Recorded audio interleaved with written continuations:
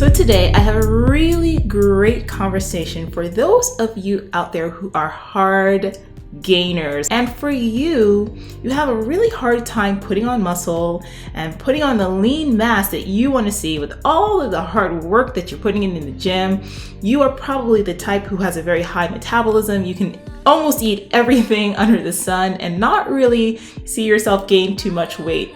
And the one thing that you want are more curves, more athletic tone, a more, stronger physique with more muscle, and you seem to not really be able to get there. Well, today you are in luck because I want to share with you some of my top tips to help you to put on that lean mass, to put on that sexy athletic muscle. Let's go ahead and jump right in. So the first thing that I want to say to you, the hard gainer woman who cannot put on muscle to save her life, is to look to your diet. Your diet is key, and that's what's going to drive exactly the results that you see from your workouts and in the gym. In fact, for a lot of you ladies out there, you really need to actually think about increasing your calories. Now, as I said, you likely have a very high metabolism that we're looking at. And so for you, we need to get you to eat more. So here is my caloric equation that I want you to go ahead and put in place to go ahead and raise your calories so you can start to eat in a surplus and put on muscle. I want you to take your current body weight in pounds and then multiply that by 15. And that's going to give you roughly the amount of calories that you need to be eating right now just to simply maintain your weight with your current lifestyle, meaning you're training, living your life on a day-to-day basis, getting up, breathing, moving around through space.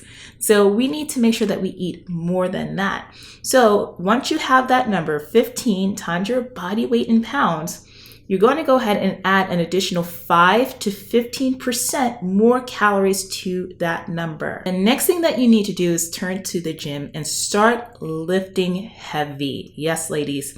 Push that weight. It's going to be so important to build muscle. Do not be afraid to lift. I want you to go in there and to really challenge yourself, workout after workout, rep after rep, set after set, and to really stay connected to the work that you are doing.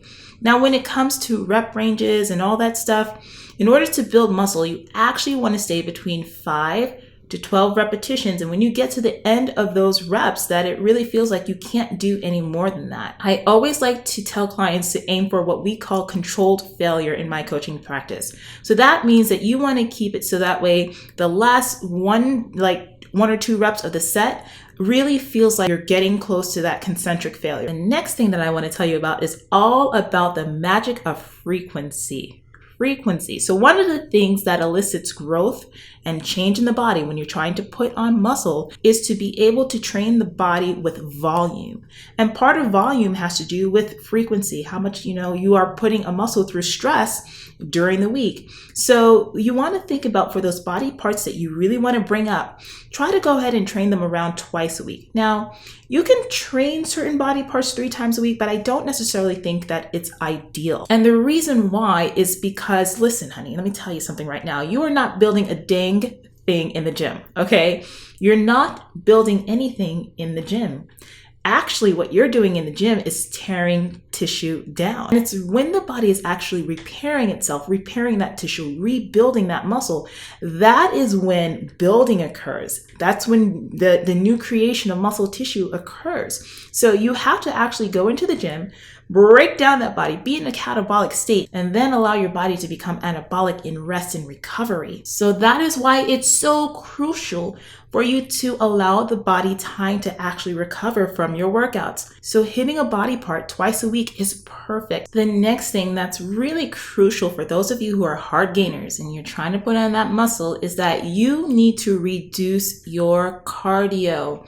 Reduce your cardio. Now, I know in this process, you probably want to try to stay leaner as you're putting on muscle. So you think that doing a bunch of cardio alongside, training heavy is what you need to do to lean build. But let me tell you this, the lean building that you want to see is going to come from you being smart about your diet and making sure that you are making healthy choices when it comes to what you are putting in your body. And also with the efforts that you are putting in to your weight training, because that's going to help to burn calories as well. Now, when it comes to your cardio, the reason why I'm telling you to reduce it is because cardio just produces a caloric sink. So it's going to just be there to really just consume more of those calories that you need to actually be putting into your body to help you to build. And unless you're replacing those calories, you're kind of shooting yourself in the foot. Now, I don't want to tell you to do no cardio at all, because I actually think that having cardio in there is an important part of any training program. Just the benefit alone that you get from challenging your heart and lungs is totally worth it. But here's the thing that you need to do instead.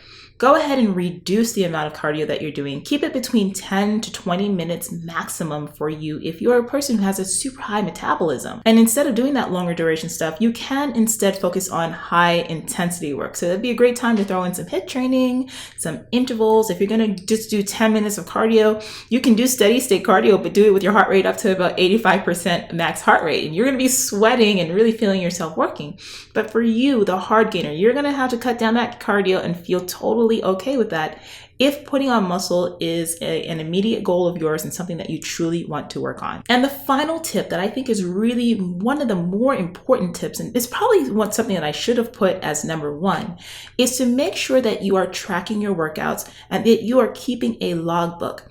In my coaching practice, it is required for every single client to be making sure that they are recording their workouts, to make sure that they are actually staying on top of what they're doing in the gym. And then from there, every workout simply becomes about beating their numbers and besting their best and seeing how much further they can push themselves. My clients know exactly how much they squat, how much they deadlift, how much they're doing on lat pull downs, how much they bench. They know these numbers right off the top of their head. And every single time they hit the gym, it's about beating those numbers and becoming stronger, becoming faster. When you know where you are, you can adjust. You can chase your goals, and you can really push yourself in a way that keeps you super connected to your workouts. And that's really, really important. The one thing that you want to keep in mind is that the body wants to do one thing, and that is progress. The body wants to adapt. The body wants to meet the demands that you're placing on it.